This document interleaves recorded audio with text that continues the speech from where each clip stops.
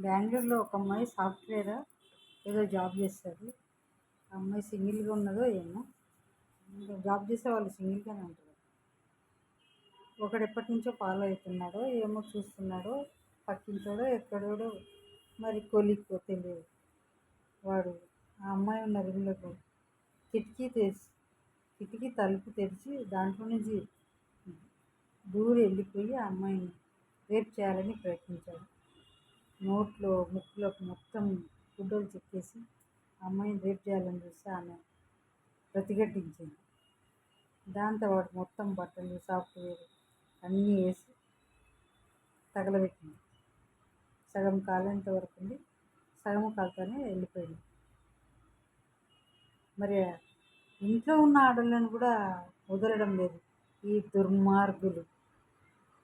అట్లాంటి దుర్మార్గులకు సపోర్ట్ చేస్తున్నారు మన ఆడవాళ్ళు.